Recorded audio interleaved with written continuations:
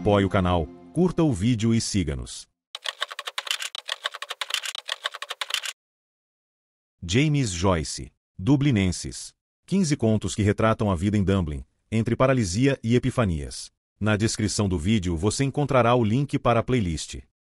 Graça. 2 cavalheiros que na hora estavam no lavatório ajudaram-no a levantar, mas não havia muito o que fazer. Ele ficou encolhido no pé da escada de onde havia caído. Os homens só conseguiram virá-lo.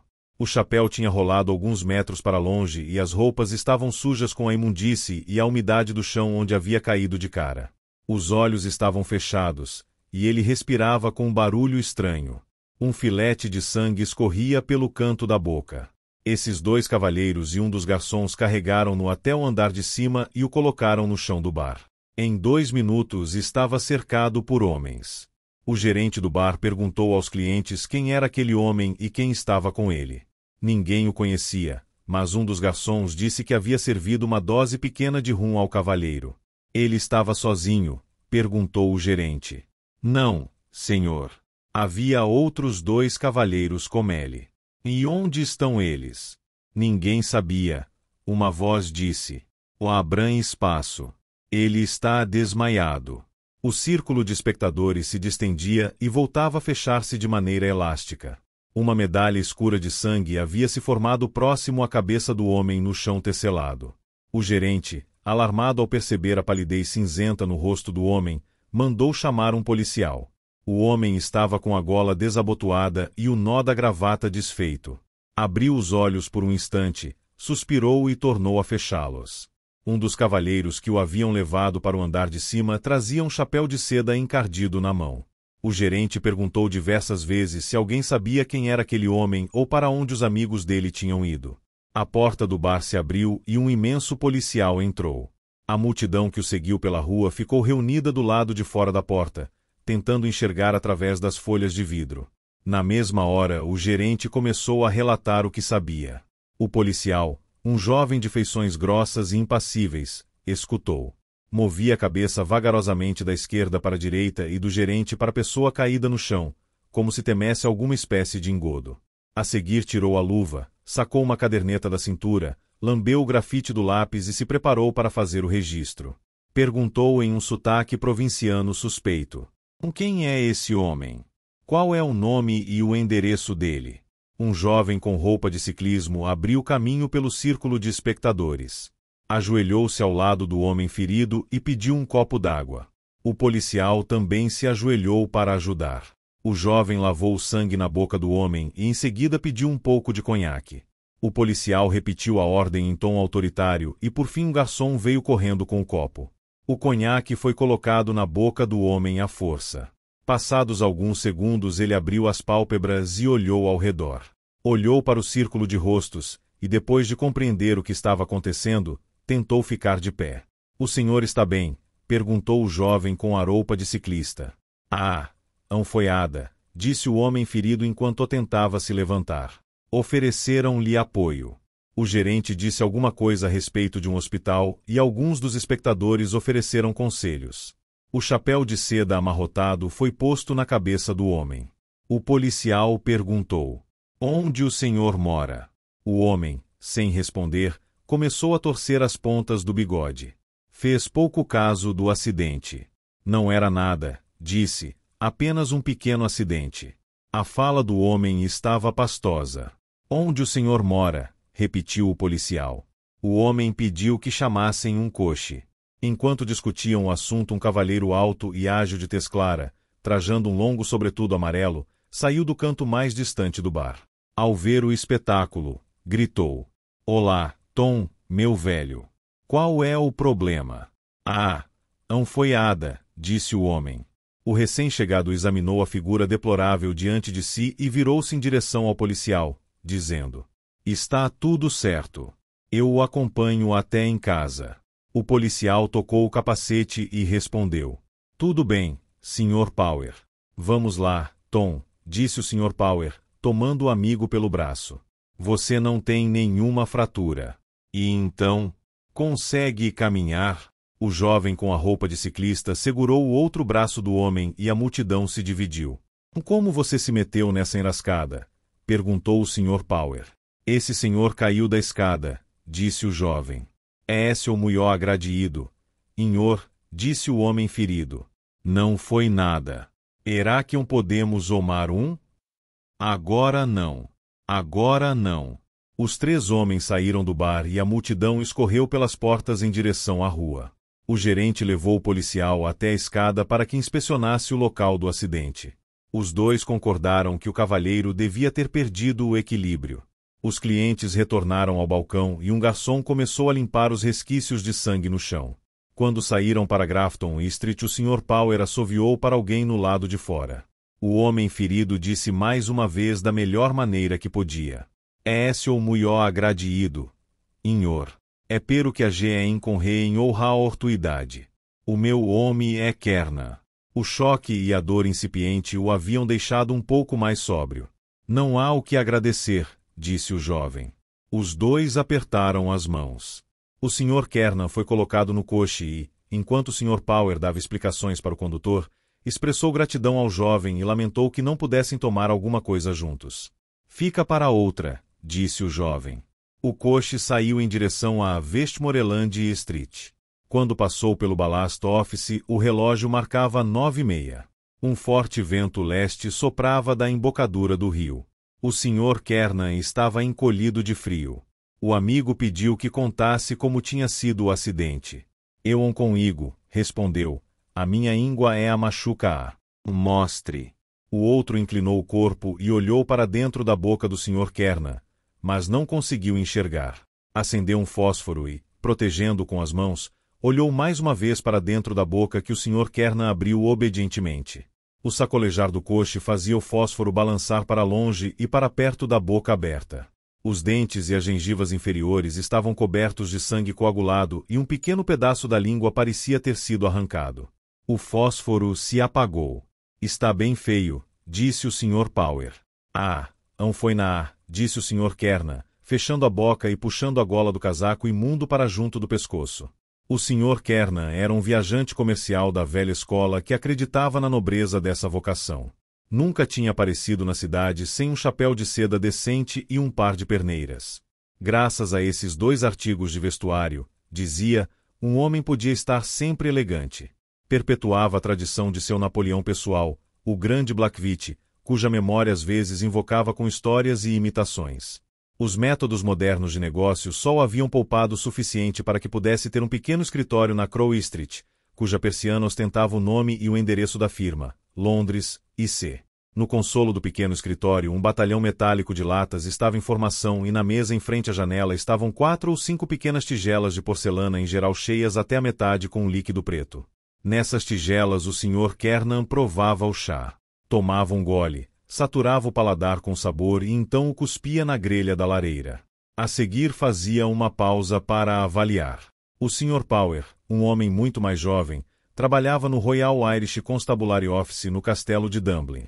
O arco de sua escalada social tinha um ponto de intersecção com o arco da decadência do amigo, mas a decadência do Sr. Kernan era aliviada pelo fato de que certos amigos que o haviam conhecido no auge do sucesso ainda o estimavam como figura. O Sr. Power era um desses amigos. As dívidas inexplicáveis eram assunto corrente no círculo que frequentava. Ele era um bom vivan. O coche parou em frente a uma casinha na Glasnevin Road e o Sr. Kernan recebeu ajuda para entrar na casa. A esposa o pôs na cama, enquanto o Sr. Power ficou sentado na cozinha do térreo perguntando às crianças que escola frequentavam e que cartilha estudavam. As crianças, 2 meninas e um menino cientes do estado do pai e da ausência da mãe, logo começaram a brincar de cavalinho com o visitante. O Sr. Power surpreendeu-se com os modos e o sotaque das crianças e ficou com a testa pensativa. Depois de algum tempo a Sra. Kernan entrou na cozinha, exclamando: "Que situação! Um dia ele ainda vai se dar mal e aí vai ser o fim. Está bebendo desde sexta-feira." O Sr. Power explicou que não era culpa sua, que tinha ido ao local do acidente por um simples acaso. A Sra. Kernan, ao lembrar os bons serviços prestados pelo Sr. Power em brigas domésticas e de vários empréstimos pequenos, mas oportunos, disse: "Nem precisa explicar, Sr. Power. Eu sei que o senhor é um amigo de verdade, não como aqueles outros com quem ele anda." Aquele bando só se dá por satisfeito enquanto ele tem dinheiro no bolso para ficar longe da esposa e da família. Que belos amigos! Com quem ele estava hoje à noite? Eu gostaria de saber. O Sr. Power balançou a cabeça, mas não disse nada. Me desculpe, continuou a Sra. Kernan, mas eu não tenho nada em casa para oferecer. Se o senhor quiser esperar um minuto, eu mando alguém buscar alguma coisa no Fogartes logo ali na esquina. O Sr. Power se levantou. A gente estava esperando ele trazer o dinheiro para casa. Mas parece que ele nem lembra que tem uma casa. Ah, Sra. Kernan, disse o Sr. Power, nós vamos fazer com que ele vire essa página. Vou falar com o Martin. Ele sempre sabe o que fazer. Vamos fazer uma visita uma noite dessas e discutir o assunto. Ela o acompanhou até a porta. O cocheiro estava andando de um lado para o outro na estradinha do pátio e balançando os braços para espantar o frio. Foi muita gentileza sua acompanhar ele até em casa, disse. Não foi nada, disse o Sr. Power. Em seguida entrou no coche. Enquanto se afastava, ergueu o chapéu com alegria para a Sra. Kernan. Vamos transformá-lo em um novo homem, disse. Boa noite, Sra. Kernan. O olhar intrigado da Sra. Kernan acompanhou o coche até que sumisse de vista. Então ela desviou o olhar, entrou na casa e esvaziou os bolsos do marido. A Sra. Kernan era uma mulher pragmática e ativa de meia idade. Pouco tempo atrás tinha celebrado as bodas de prata e renovado a intimidade com o marido dançando uma valsa tocada pelo Sr. Power ao piano. Quando começou a cortejá-lo, o Sr. Kernan tinha demonstrado certos ares de galanteador, e ela ainda corria para a porta da capela sempre que anunciava um casamento e, ao ver os noivos, recordava com vívido prazer a vez que saiu da starofe desse chart em Sandimon de braço dado com um homem jovial e bem alimentado que trajava com elegância uma sobrecasaca e calças lavanda enquanto segurava com graça um chapéu de seda na outra mão. Passadas 3 semanas ela começou a achar a vida de casada monótona e, mais tarde, quando estava começando a achá-la insuportável, foi mãe. O papel de mãe não trouxe nenhuma dificuldade insuperável, e por 25 anos ela cuidou da casa para o marido. Os 2 filhos mais velhos haviam se encaminhado. Um deles trabalhava num armarinho em Glasgow e o outro era secretário de um comerciante de chá em Belfast. Eram bons filhos, escreviam regularmente e às vezes mandavam dinheiro para casa. Os outros filhos ainda estavam na escola. No dia seguinte o Sr. Kernan mandou uma carta para o escritório e ficou de cama. Ela preparou uma canja e deu um sermão no marido. Encarava aquela intemperança frequente como parte do clima, cuidava do marido com esmero quando adoecia e sempre tentava fazer com que tomasse o café da manhã. Havia maridos piores. Depois que os meninos cresceram, os surtos de violência desapareceram e ela sabia que com um simples pedido ele ia e voltava até o fim da Thomas Street, ainda que fosse para fazer uma pequena encomenda. 2 noites depois, os amigos foram visitá-lo. Ela os acompanhou até o quarto, que estava impregnado com um odor pessoal, e ofereceu-lhes cadeiras ao pé do fogo. A língua do Sr. Kernan, que o havia irritado um pouco ao longo do dia em consequência da dor, estava um pouco mais contida. Ele estava sentado na cama, com travesseiros às costas, e o rubor no rosto inchado fazia com que as bochechas parecessem brasas acesas. Pediu desculpas aos visitantes pela desordem no quarto, mas ao mesmo tempo encarou-os com um ar orgulhoso, com o orgulho de um veterano. Não sabia que estava sendo vítima de um plano que os amigos, o Sr. Cunningham, o Sr. McCoy e o Sr. Power, haviam revelado à Sra. Kernan na sala de estar. A ideia tinha sido do Sr. Power, mas a execução do plano ficou a cargo do Sr. Cunningham. O Sr. Kernan vinha de uma família protestante e, embora tivesse se convertido ao catolicismo na época do casamento, não havia chegado nem perto de uma igreja nos últimos 20 anos. Além do mais, gostava de dar uns cutucões no catolicismo. O Sr. Cunningham era a pessoa ideal para desempenhar a tarefa. Muito tempo atrás ele e o Sr. Kernan tinham sido colegas. A vida doméstica do Sr. Cunningham não era muito feliz. As pessoas solidarizavam-se porque sabiam que tinha desposado uma mulher inapresentável que era uma bêbada contumaz. Por 6 vezes havia mobiliado a casa, e em todas elas a mobília foi penhorada pela esposa. Todos respeitavam o pobre Martin Cunningham. Era um homem muito sensato, bem relacionado e inteligente. O leque de conhecimento humano que detinha e a astúcia natural refinada graças a um longo envolvimento com casos de polícia tinham sido temperados com breves mergulhos nas águas da filosofia geral. Era um homem bem informado. Os amigos dobravam-se às opiniões dele e achavam que tinha o rosto parecido com o de Shakespeare. Quando o plano foi revelado, a senhora Kernan disse: "Deixo tudo nas suas mãos, Sr. Cunningham." Após 25 anos de vida a dois, a senhora Kernan tinha poucas ilusões. A religião era um hábito, e ela imaginava que um homem com a idade do marido não passaria por grandes transformações antes de morrer. Sentiu-se tentada a ver uma estranha conveniência no acidente. Se não fosse o temor de parecer sanguinária, teria dito àqueles senhores que não faria mal nenhum se a língua do Sr. Kernan ficasse um pouco mais curta. Mas o Sr. Cunningham era um homem hábil, e religião era religião. A ideia poderia dar certo e, se desse errado, não faria mal nenhum. As crenças da senhora Kernan não eram extravagantes. Ela acreditava que o Sagrado Coração era mais útil dentre todas as devoções católicas e via os sacramentos com simpatia. Tinha a fé limitada pela cozinha, mas se precisasse também poderia acreditar em Banshees e no Espírito Santo. Os senhores começaram a falar sobre o acidente. O Sr. Cunningham disse que certa vez tinha ouvido falar de um caso semelhante. Um homem de 70 anos havia arrancado um pedaço da língua a mordidas durante um ataque epiléptico e depois a língua cresceu outra vez e ninguém conseguia ver o menor resquício da mordida. "Bem, eu não tenho 70 anos", disse o convalescente. "Deus o livre", disse o Sr. Cunningham. "Ainda está doendo?", perguntou o Sr. McCoy. Em outras épocas o Sr. McCoy tinha sido um tenor de fama considerável. A esposa, que era soprano, ainda dava aulas de piano para crianças em troca de uma modesta remuneração. O caminho que havia trilhado na vida não era a distância mais curta entre dois pontos, e em certos momentos fora levado a viver da própria astúcia. Tinha trabalhado como secretário na Midland Railway, cabo eleitoral para o Irish Times e o Freeman's Journal, viajante comercial para uma firma carvoeira, investigador particular, secretário no gabinete do subchefe de polícia e não muito tempo atrás tinha sido nomeado secretário do legista da cidade.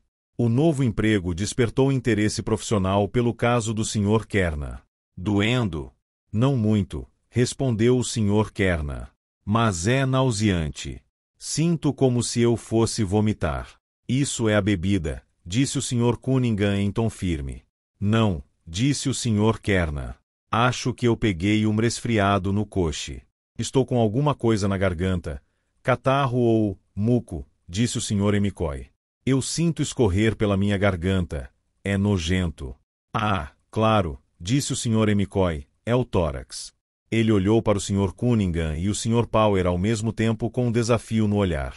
O Sr. Cunningham acenou a cabeça depressa e o Sr. Power disse: tudo está bem quando acaba bem."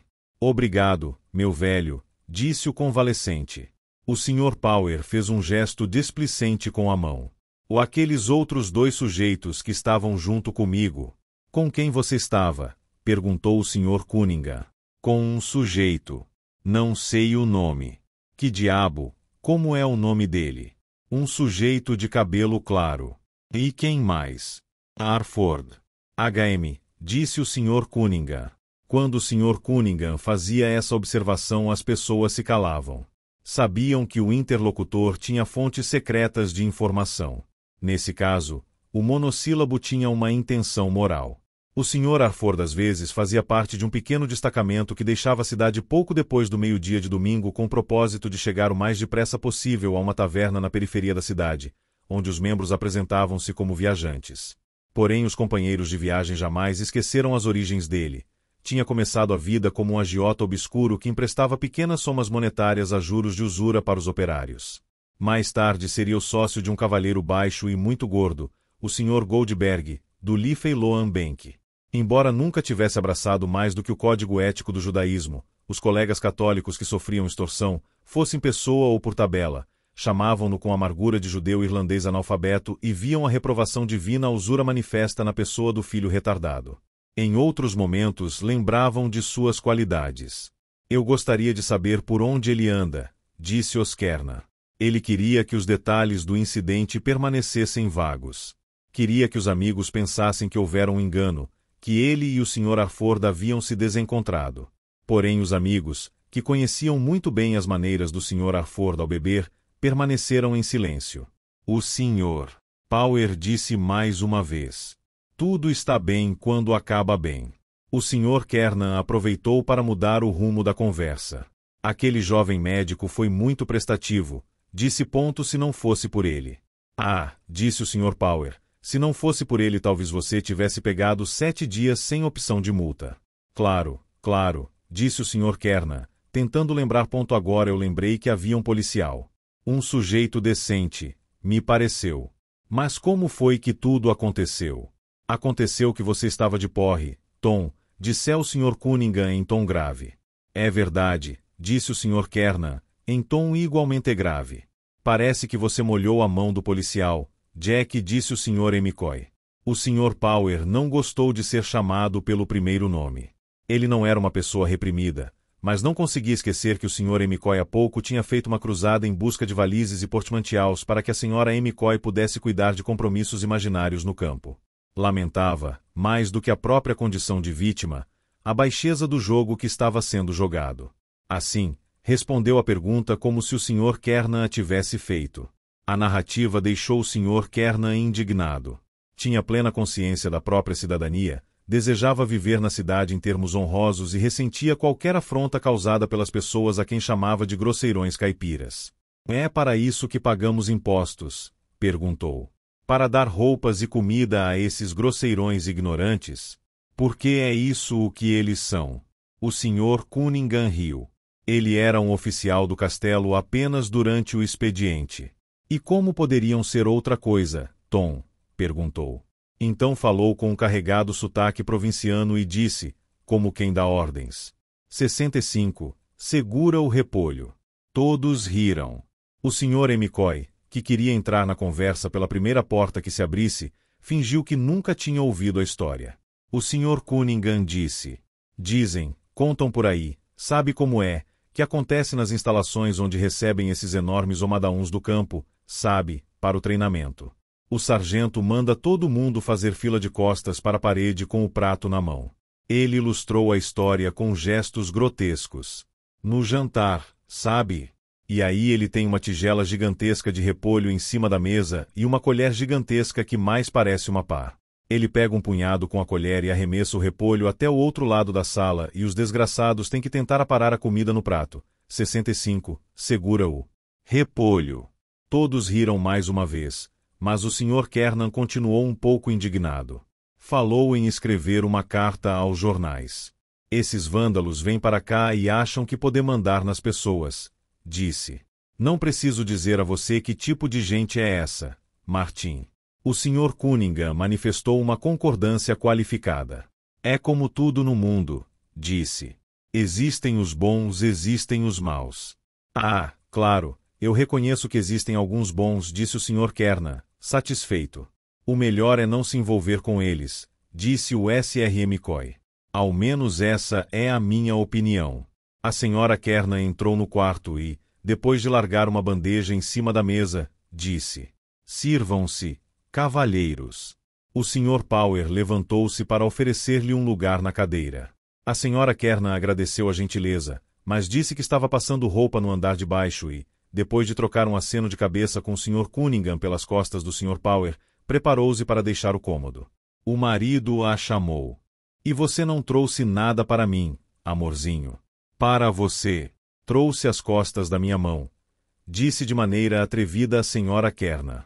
O marido disse. Nada para o seu pobre maridinho.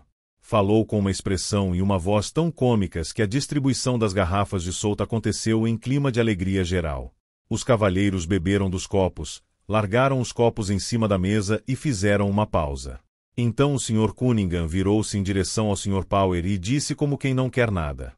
Na noite de quinta-feira, você disse, Jack? Quinta-feira, isso mesmo, respondeu o Sr. Power. Combinado, disse o Sr. Cunningham no mesmo instante. Podemos nos encontrar no Emialleys, disse o Sr. McCoy. É o lugar mais adequado. Mas não podemos nos atrasar, disse o Sr. Power com um ar de seriedade, porque com certeza vai ter gente saindo pelo ladrão. Podemos nos encontrar às 6:30, disse o Sr. McCoy. Combinado, disse o Sr. Cunningham. 6:30 no Emialleys. Fez-se um breve silêncio. O Sr. Kernan esperou para ver se os amigos explicariam do que se tratava. Em seguida perguntou: o que vocês estão tramando? Ah, não é nada, disse o Sr. Cunningham. Apenas um programinha que estamos combinando para quinta-feira. A ópera? Quis saber o Sr. Kernan. Não, disse o Sr. Cunningham em um tom evasivo, apenas um pequeno assunto espiritual. Ah, disse o Sr. Kernan.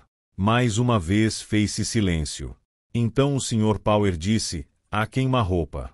Para dizer a verdade, Tom, nós vamos fazer um retiro.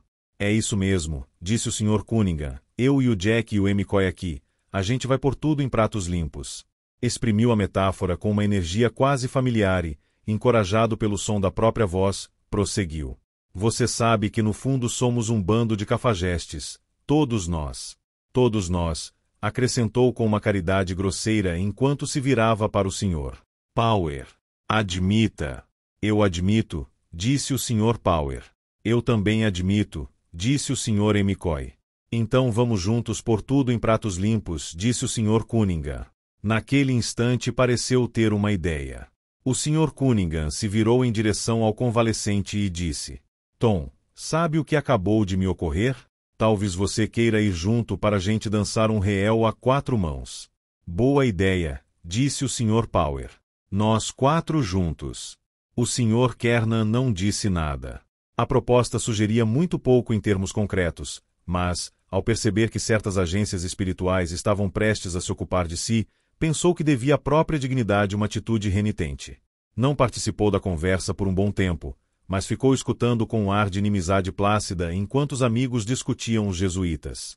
Eu não tenho uma ideia tão ruim dos jesuítas, disse, quando finalmente se manifestou. São uma ordem de eruditos. E também acredito que promovem o bem. São a maior ordem na igreja, Tom, disse com entusiasmo o Sr. Cunningham. O general dos jesuítas fica ao lado do Papa. Não há dúvida, disse o Sr. McCoy, se você quer uma coisa bem feita sem nenhuma sujeira, o negócio é procurar um jesuíta. Eles são os caras mais influentes. Vou dar um exemplo. Os jesuítas são um grupo de homens honrados, disse o Sr. Power. É curioso o que aconteceu com a ordem dos jesuítas, disse o Sr. Cunningham. Todas as demais ordens da igreja em algum momento precisaram ser reformadas, mas a ordem dos jesuítas nunca sofreu reforma nenhuma. Nunca desviou do caminho. É mesmo? Perguntou o Sr. McCoy. Isso é um fato, disse o Sr. Cunningham. Está nos livros de história.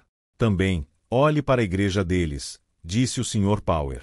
Olhe para a congregação que tem. Os jesuítas servem as classes privilegiadas, disse o Sr. McCoy. Mas é claro, disse o Sr. Power. Disse o Sr. Kernan. É por isso que eu gosto deles. São alguns daqueles padres seculares ignorantes e cheios de si que... São todos bons homens, cada um de um jeito, disse o Sr. Cunningham. Os eclesiásticos irlandeses são respeitados em todo o mundo. É verdade, disse o Sr. Power.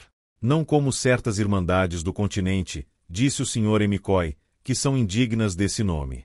Talvez você tenha razão, disse o Sr. Kernan, cedendo.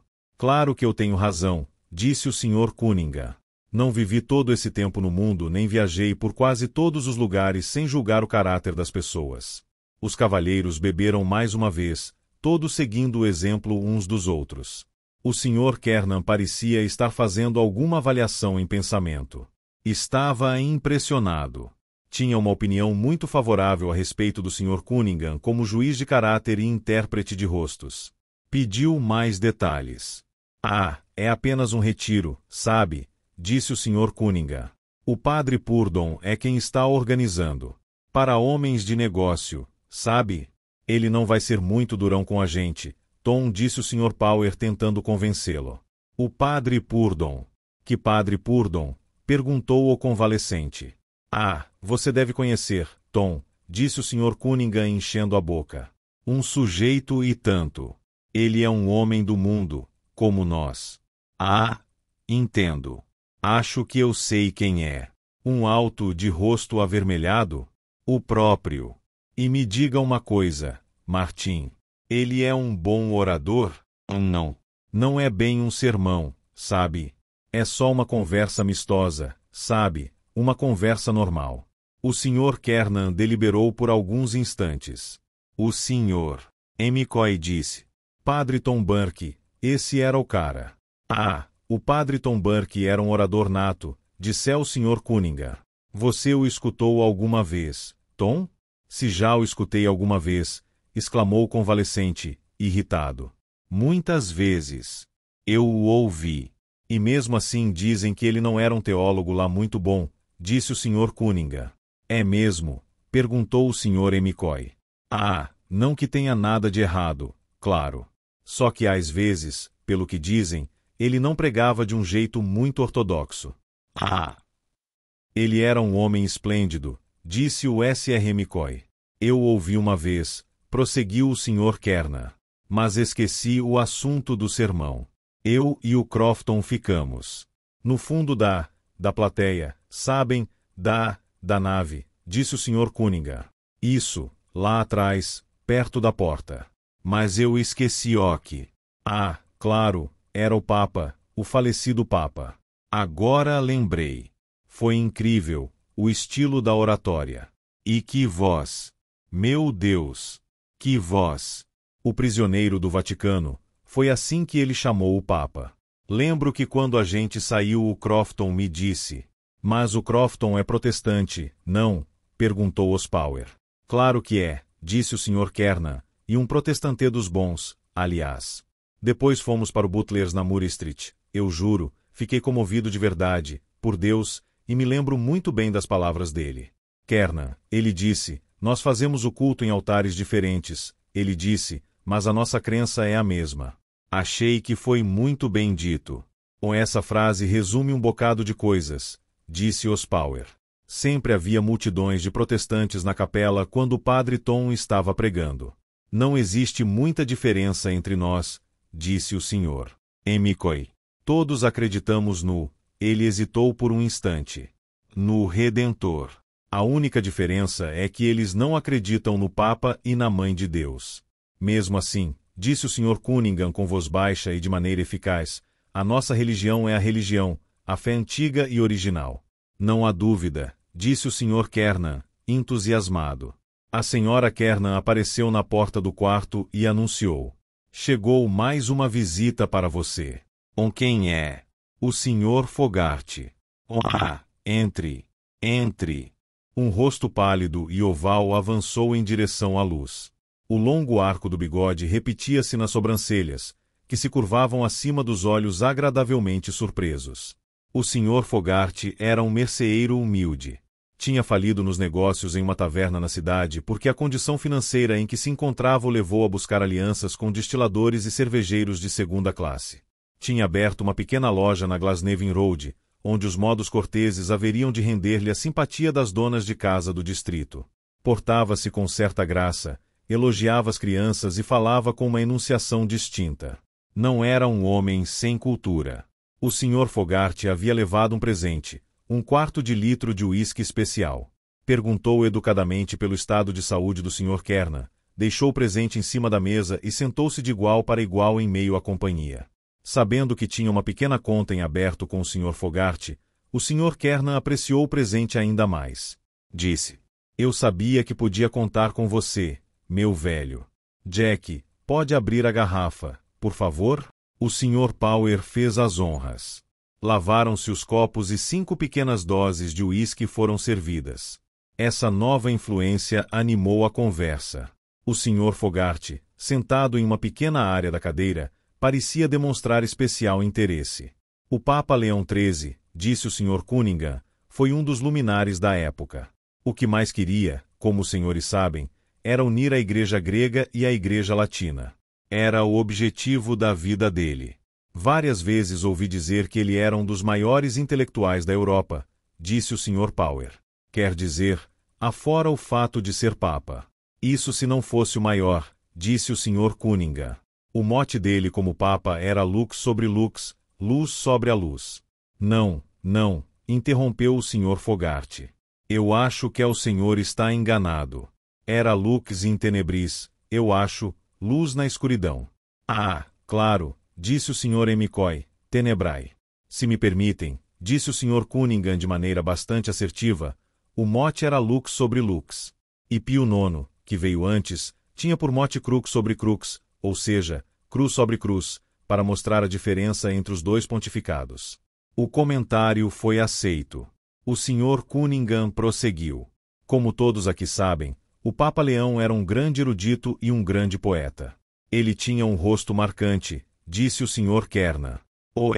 Disse o Sr. Cunningham. E escrevia poesia em latim. É mesmo? Perguntou o Sr. Fogarty.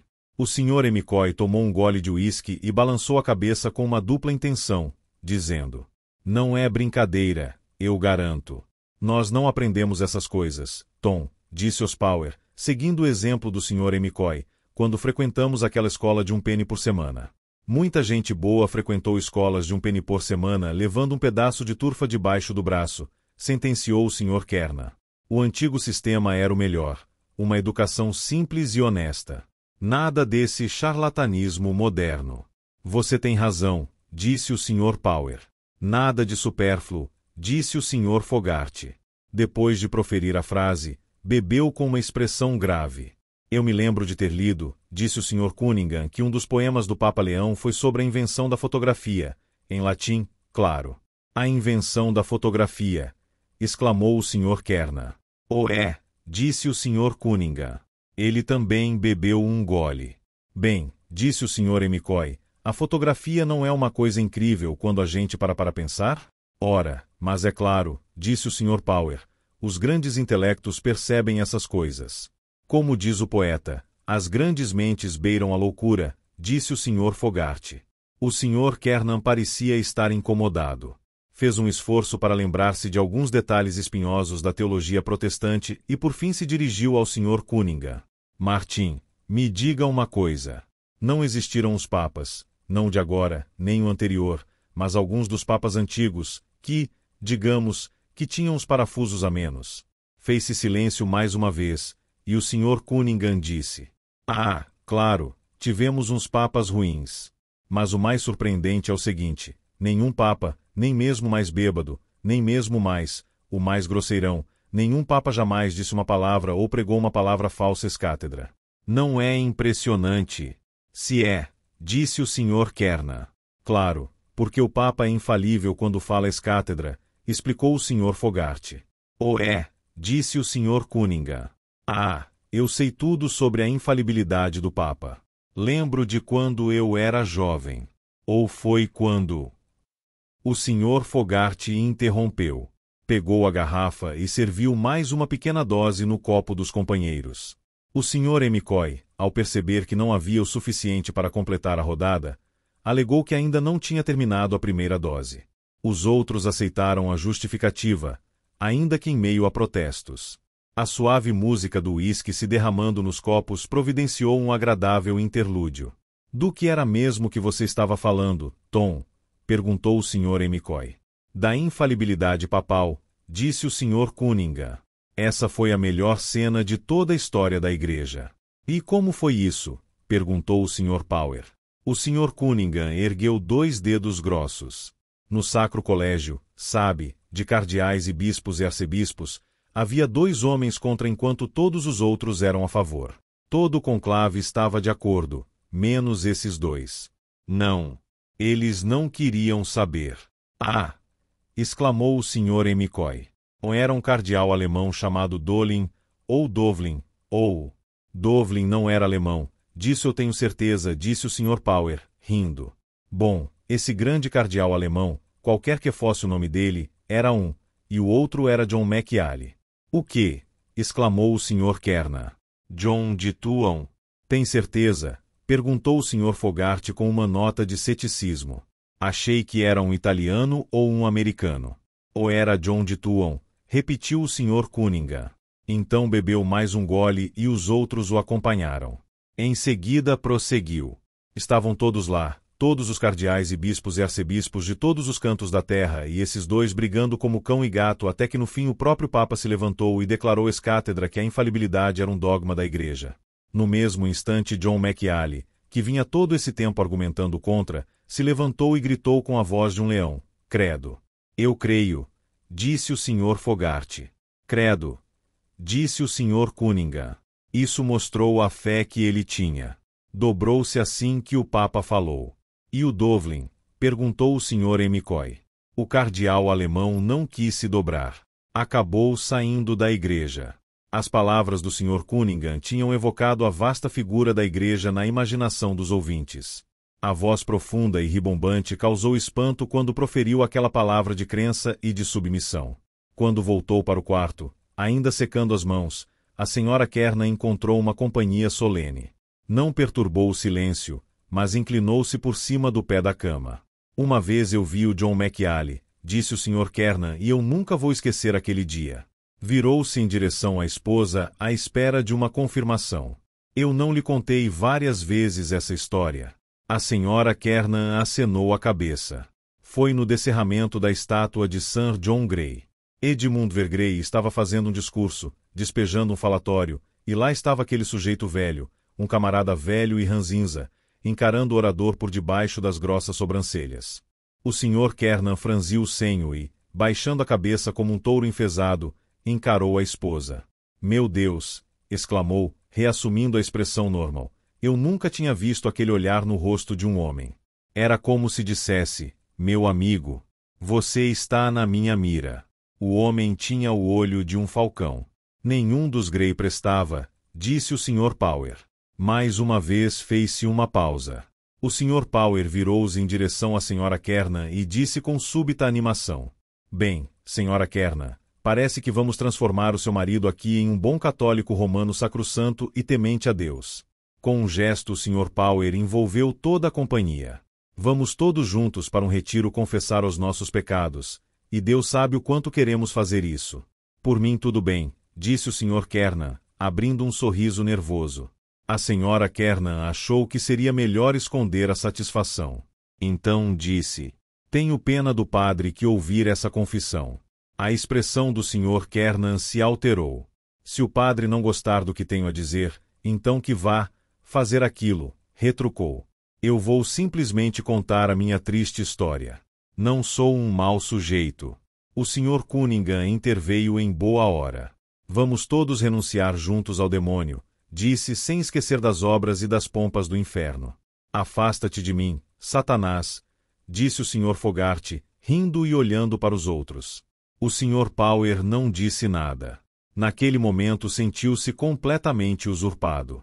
Mesmo assim, uma expressão alegre iluminou-lhe o rosto. Tudo o que precisamos fazer, disse o Sr. Cunningham, é segurar umas velas acesas e renovar os votos do nosso batismo. Ah, Tom, não esqueça da vela de jeito nenhum, disse o Sr. McCoy.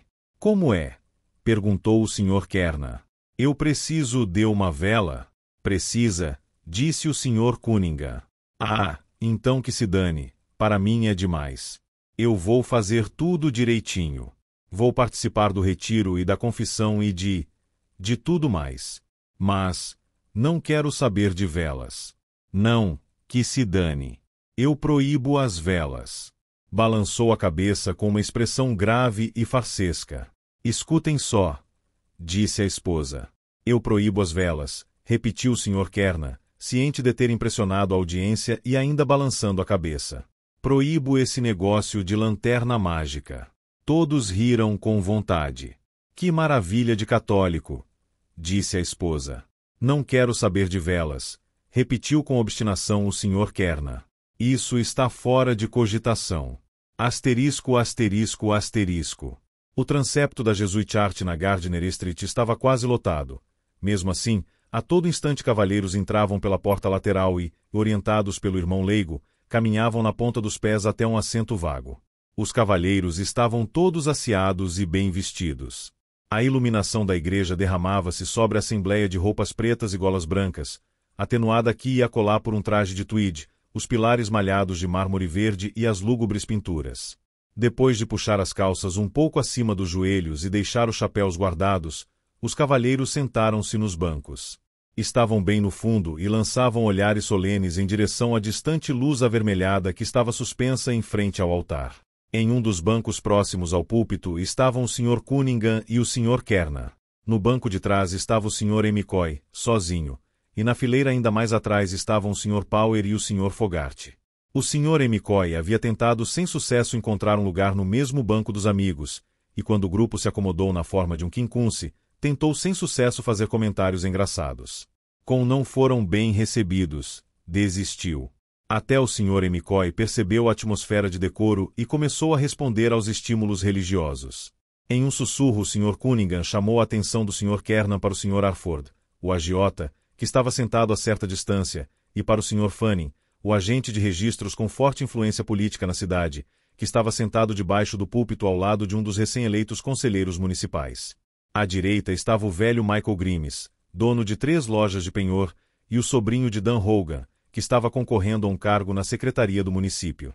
Um pouco mais à frente estava o Sr. Hendrick, chefe de reportagem do Freeman's Journal, e o pobre Ockerell, um velho amigo do Sr. Kernan que em outras épocas tinha sido um respeitável comerciante.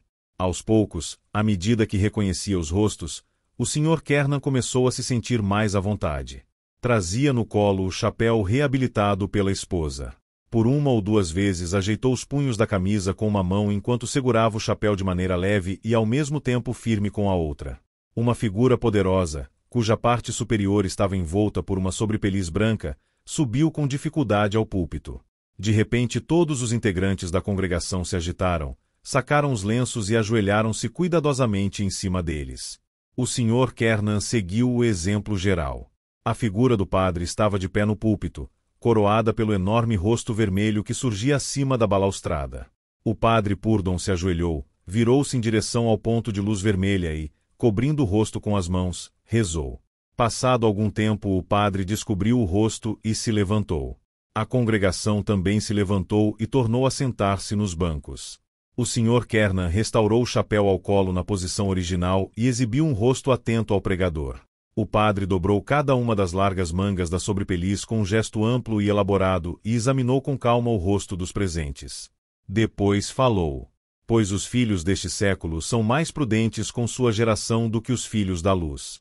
E eu vos digo, fazei amigos com o dinheiro da iniquidade, a fim de que, no dia em que faltar o dinheiro, estes vos recebam nas tendas eternas.